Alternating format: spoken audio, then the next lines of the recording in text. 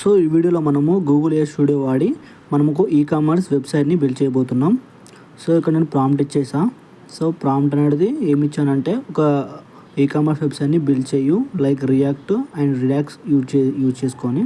So prompt ఇచ్చిన తర్వాత మనం ఎంటర్ చేస్తాము. సో ఎంటర్ చేసిన తర్వాత ఇక్కడికి గూగుల్ AI స్టూడియోకి రిడాక్ట్ అయిపోతుంది. ఇక్కడ ప్రివ్యూ అండ్ కోడ్ ఉంటుంది పైన, అండ్ రైట్ సైడ్ వచ్చేసి ఇక్కడ మనకు ప్రాంప్ట్ ఇచ్చాం కదా. సో ప్రాంప్ట్ని మొత్తంని అనలైజ్ చేసుకుంటుంది. అండ్ మనం ఏమి ఇచ్చాము, రియాక్ట్తోని బిల్డ్ చేయమని ఇచ్చాము. సో ఈ లెఫ్ట్ సైడ్ చూడండి, ఇక్కడ మనం పబ్లిష్ చేసుకోవచ్చు మన కోడ్ని. అండ్ ఇక్కడ వర్షన్స్ లాగా మనం కోడ్ని స్ప్లిట్ చేసుకోవచ్చు ఇక్కడ చూడండి. అండ్ ఇంటిగ్రేషన్ కూడా చేసుకోవచ్చు మనం ఇక్కడ ఇన్ని మోడల్స్ ఉన్నాయి ఇక్కడ చూడండి.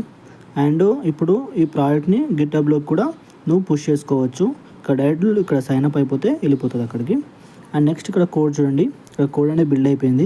ఇక్కడ లెఫ్ట్ సైడ్ ఉన్న ఫైల్స్ అన్నీ మనకు టైప్ స్క్రిప్ట్తోని బిల్డ్ అయ్యి జరిగింది. రియాక్ట్ ప్లస్ టైప్ స్క్రిప్ట్ ఇక్కడ నోట్ చేసి ఏం వాళ్ళే, just only react framework use చేసుకుంది. ఇక్కడ కోడ్ చూడండి, ఫైల్స్ ఇక్కడ లెఫ్ట్ సైడ్ ఉన్న ఫైల్స్ అని, ఈ ఫైల్స్ అనేవి తను బిల్డ్ చేసుకుంది. ఇక్కడ ఒక ఫోల్డర్ స్ట్రక్చర్ కూడా తీసుకుంది. మనము ఒక ప్రాంప్ట్ చేయగానే లైక్ ఒక ప్రాజెక్టు రియల్ టైం ప్రాజెక్ట్ ఎలా బిల్డ్ అవుతుందో సేమ్ అలాగే ఈ గూగుల్ AI స్టూడియో కూడా AI అనేది ఇచ్చేస్తుంది. ఇక్కడ కోడ్ చూడండి ఎంత నీట్గా ఇచ్చింది. సో కోడ్ కూడా విత్ వ్యాలిడేషన్తో సహా మనకు ఇవ్వడం జరిగింది. ఇక్కడ చూడండి, ఇంకా ప్రాంప్ట్ అనలైజ్ అవుతూనే ఉంటుంది, ఇంకా బిల్డ్ అవ్వలేదు.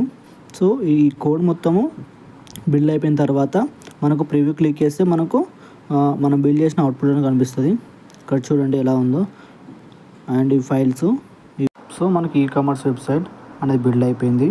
సో ఇక్కడ చూడండి, మనకు ఈ కామర్స్ వెబ్సైట్లో ఎలాంటి ఐటమ్స్ ఇవ్వాలనేవి అవన్నీ స్టాటిక్గా తీసుకుంది. సో ఇది మొత్తం స్టాటిక్ డేటా.